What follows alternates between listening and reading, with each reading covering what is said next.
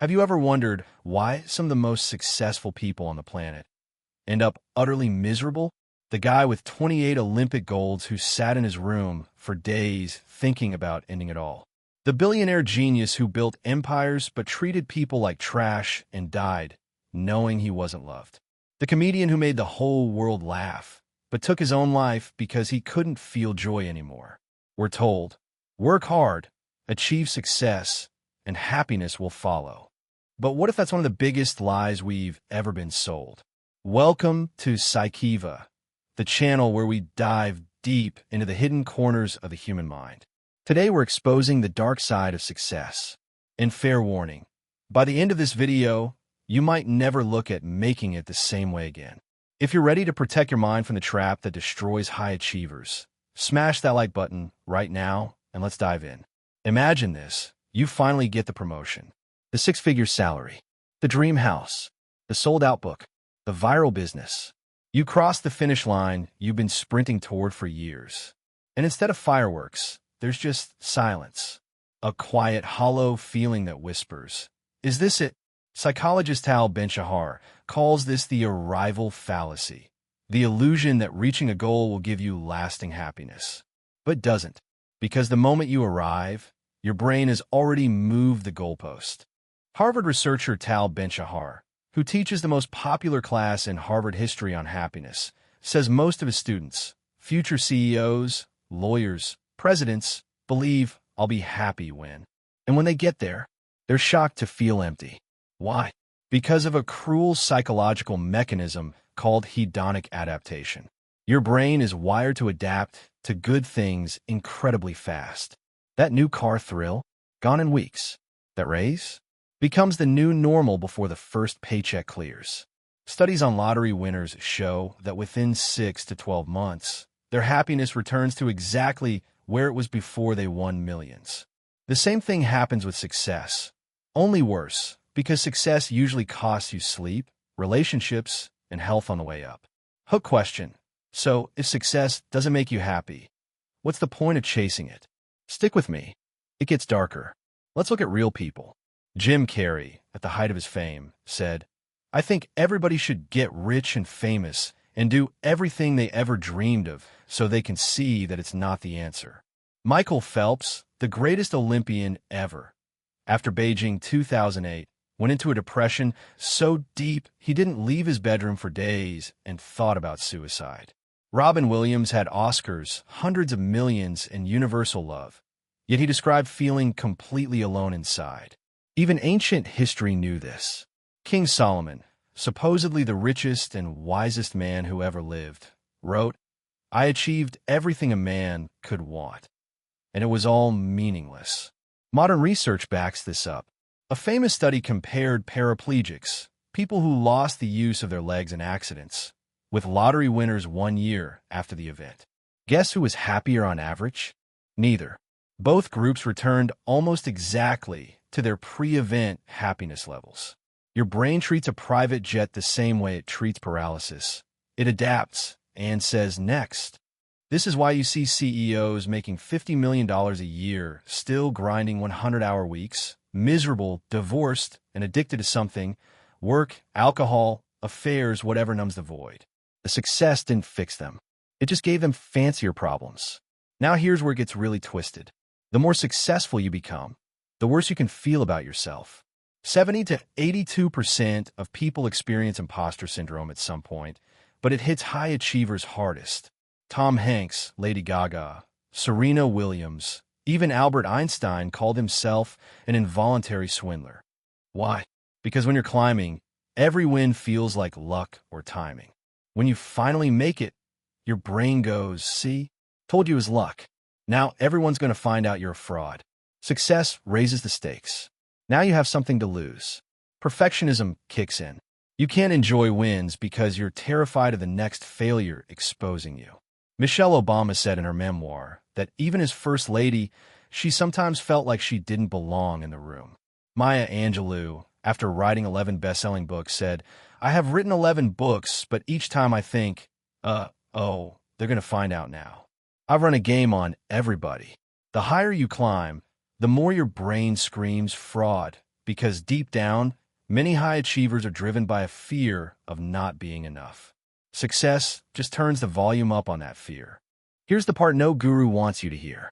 Success can be addictive, and the traits that get you there can destroy you. Psychologists have found that many ultra-successful people score higher on the dark triad: narcissism, Machiavellianism, and psychopathy. Steve Jobs? Brilliant. Also described as ruthless, cruel, and emotionally abusive. Elon Musk? Revolutionary. Also works 120-hour weeks, fires people via tweet, and has spoken openly about his emotional pain. Jeff Bezos? Built Amazon. Also known for a cutthroat culture where employees cried at their desks. Research published in Social Psychological and Personality Science found that people with dark triad traits are more likely to achieve high career success, but at enormous personal cost. Why? Because traits like narcissism give you unshakable confidence, even when wrong. Machiavellianism lets you manipulate situations, and mild psychopathy lets you make cold decisions without guilt. These traits help you win, but they also make deep relationships almost impossible. You end up surrounded by people who fear you or want something from you, never truly love you. And when the winds slow down, the emptiness hits like a truck. Arthur Brooks, Harvard professor, calls this success addiction. You chase the next hit of dopamine from achievement. But like any addiction, you need bigger and bigger doses. $1 million isn't enough. Need $10 million, $100 million, a billion. And each time the high lasts shorter. You become Sisyphus, forever pushing the boulder uphill, never satisfied. They say it's lonely at the top. They're not kidding. Success often requires sacrifice, friendships, family time, hobbies, health. You say, I'll fix relationships later, after this next milestone. But later never comes. Divorce rates among CEOs and entrepreneurs are sky high. Many billionaires have multiple failed marriages. Why? Because when your identity is the successful one, vulnerability feels like weakness. You can't admit struggle. You're supposed to have it all figured out. So you isolate. And isolation is poison to the human brain. We are wired for connection. Without it, depression and anxiety explode. One study of Fortune 500 CEOs found over half struggled with clinical levels of loneliness. They have private jets, but no one to genuinely share life with. Success can literally kill you. The traits that make you successful, perfectionism, urgency, overwork, are the same ones that cause burnout. Pancreatic cancer, Steve Jobs; heart issues, many CEOs; suicide, Kate Spade, Anthony Bourdain, Chester Bennington, Avicii. Avicii was 28, worth $85 million, retired from touring because the stress was killing him, and still took his own life. Why? Because when success becomes your identity, stopping feels like death.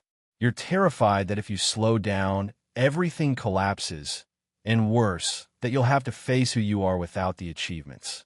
So you keep running until your body or mind breaks. Okay, I've painted a pretty dark picture, but here's the good news. You can achieve great things and protect your mental health. Here are 7 science-backed ways to avoid the dark side. 1. Kill the arrival fallacy. Start practicing gratitude daily for what you already have. Studies show gratitude slows hedonic adaptation dramatically. 2. Detach self-worth from achievements. Your value is not your net worth or follower count. Practice self-compassion meditation, loving kindness. 3. Build identity diversity. Be more than the successful person. Be a friend, partner, artist, volunteer. When one area dips, others hold you up. 4. Schedule joy now, don't wait. Block time for relationships, play, rest like it's a business meeting. 5. Use success as a tool, not a scorecard. Ask, is this bringing me closer to a life I'm proud of when I'm 90? 6. Therapy and coaching. Almost every high performer I know who's truly happy has a therapist. It's not weakness, it's maintenance. 7. Redefine success. Include well-being, relationships, and impact.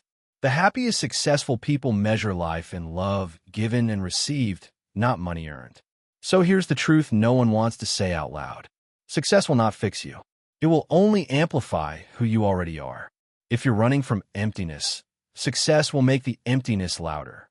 But if you do the inner work now, face your fears, heal your wounds, build real connections, then success becomes the cherry on top, not the whole sundae. You can have both, achievement and peace. The question is, will you keep chasing the lie, or start building a life that actually feels good on the inside? If this video hit hard, do 3 things. 1. Like this video right now. It tells YouTube to show it to more people trapped in the success trap. 2. Comment below. What's one goal you're chasing that you think will finally make you happy? Let's expose the fallacy together. 3. Subscribe to Psychiva and hit the bell, because next week we're doing how to rewire your brain for real, lasting happiness. No goals required. Thank you for spending this time with me. Remember, your mind is your most valuable asset. Protect it. I'll see you in the next one. Take care of yourself.